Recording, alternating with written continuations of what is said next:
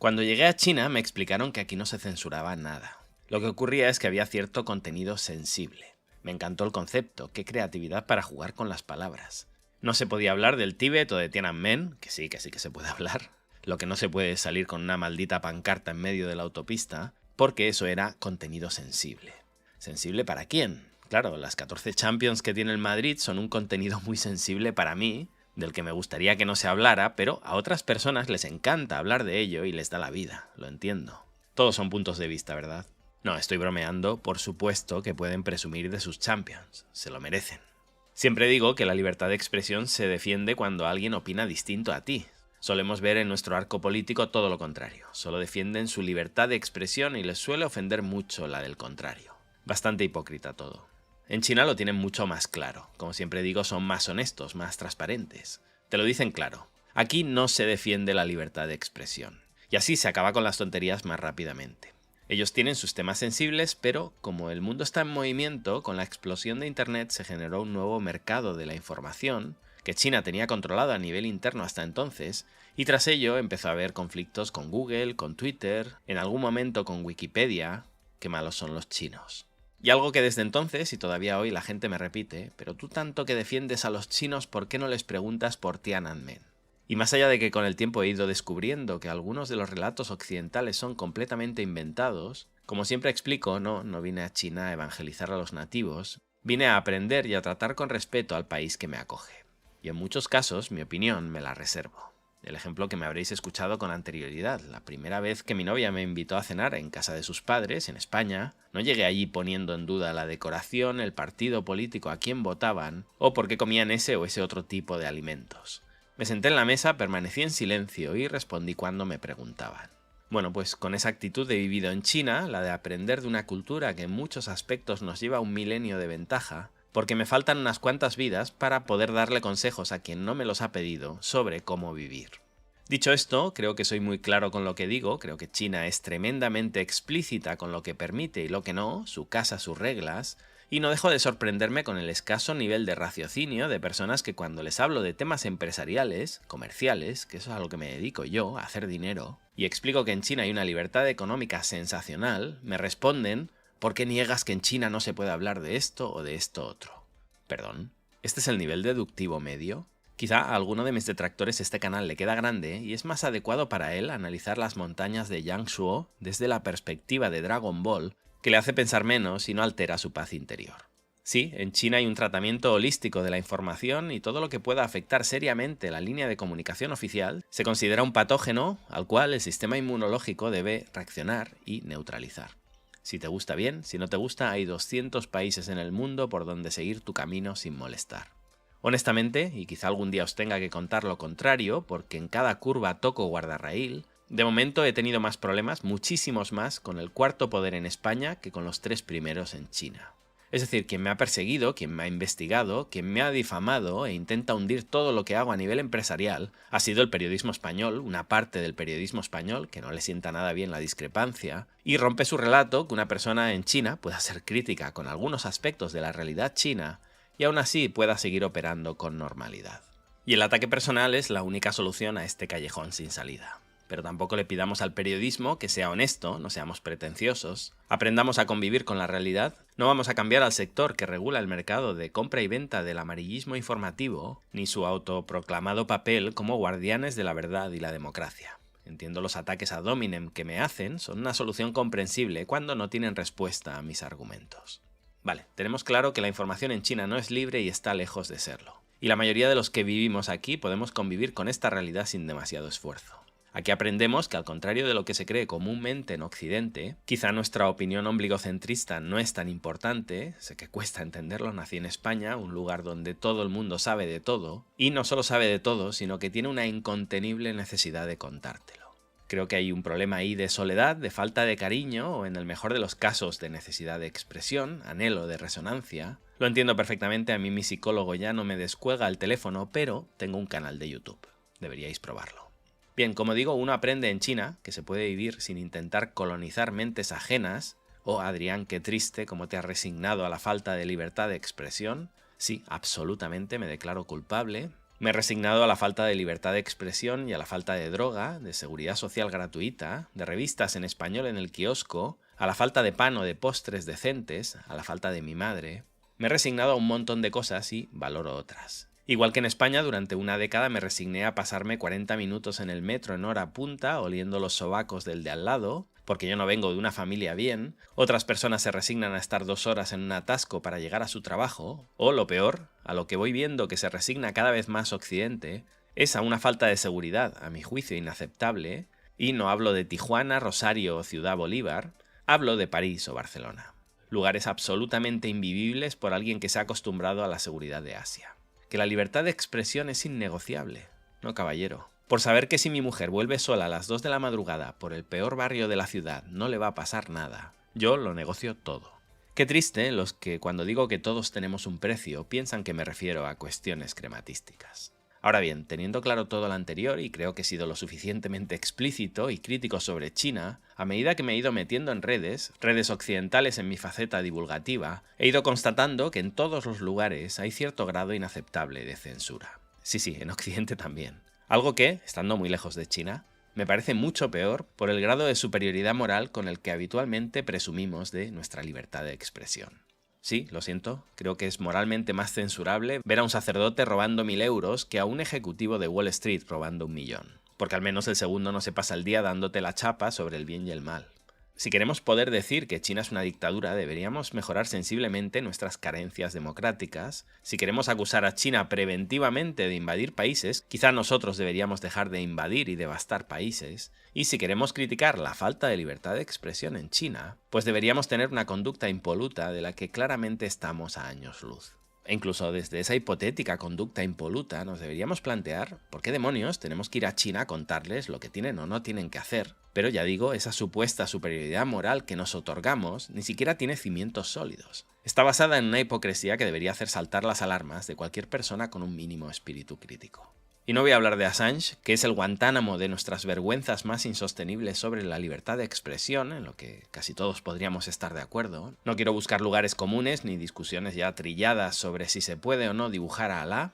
La mayor parte de las personas que piensa que deberíamos tener la libertad para dibujar cualquier cosa se ofendería mucho, insultaría e incluso le gustaría agredir a personas que hacían chistes sobre los muertos del 11M tan solo unas horas después del atentado. Claro, Adrián, pero es diferente, siempre es diferente. Lo que nos ofende a nosotros es intocable, lo que le ofende al otro no.